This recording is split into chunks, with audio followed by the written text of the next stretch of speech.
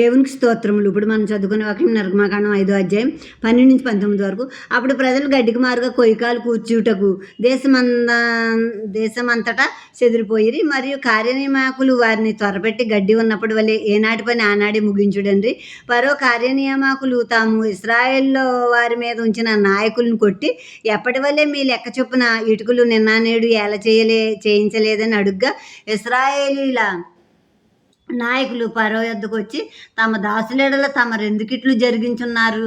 తమ దాసులకు గడ్డినియ్యరు, అయితే ఇటుకలు చేయుడని మాతో చెప్పుచున్నారు. చిత్తగించుము, వారు తమరి దాసుల్ని కొట్టుచున్నారు, అయితే తప్పిదం తమరి ప్రజల యందే ఉన్నదని మొరపెట్టిరి. అందుక అతడు, మీరు సోమరులు, అందుచేత మేము వెళ్ళి యెహోవాకు బలి అర్పించుటకు సెలవిమ్మని మీరు అడుగుచున్నారు. మీరు పొండి పని చెయ్యుడి, గడ్డి మీకు ఇయ్యబడదు, అయితే ఇటుకలు లెక్క మీరు అప్పగింపక తప్పదని చెప్పాను. మీ ఇటుకల లెక్కలో నేమాత్రమును తక్కువ చేయవద్దు, ఏనాటి పని ఆనాడే చేయవలనని రాజు సెలవీగా ఇశ్రాయేల్ నాయకులు తాము దురవస్థలో పడినట్లు తెలుసుకున్నది. ఇప్పుడు మీకు గడ్డి పడదు, ఇటుకలు కాల్చడానికి అన్నారు కదా. ఇప్పుడు ఇశ్రాయేల్ అందరూ దేశమంతటా చెదిరిపోయి కొయ్యకాలు అంటే చెక్క మొక్కలు, ఆ పుల్ల మొక్కలు, వాటి కోసం కట్టెలు ఏరటం కోసం మొత్తం ఆ ఇటుకలు కాల్చడానికి కావాల్సిన సామాగ్రి పోగు చేయడానికి దేశమంతా చెదిరిపోయారు. అయ్యే పోగు చేసుకుంటారా, ఇటుకలే చేస్తారా? కనుక వాళ్ళకి భారం అయిపోయింది పని.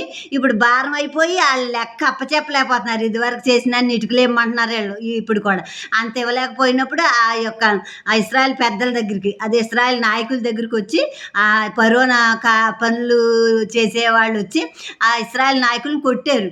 నిన్న ఈరోజు మీరు లెక్క చొప్పున ఎందుకు ఇటుకలు చేయలేకపోయారని కొట్టినప్పుడు ఆ ఇశ్రాయేల్ నాయకులు ఫరో దగ్గరికి వచ్చి మొరపెట్టుకుంటున్నారు.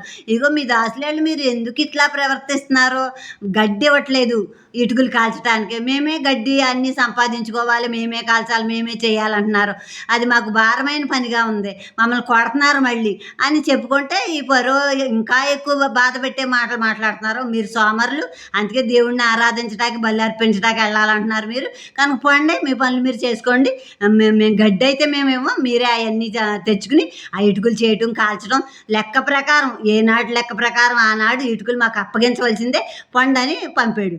ఇప్పుడు ఇశ్రాయేల్ నాయకులు, ఇప్పుడు మనం దురవస్థలో పడ్డాం అంటే మన అవస్థ, మన బాధలు ఇంకా ఎక్కువైపోయినాయి అని వాళ్ళు అనుకున్నారనమాట. అప్పుడు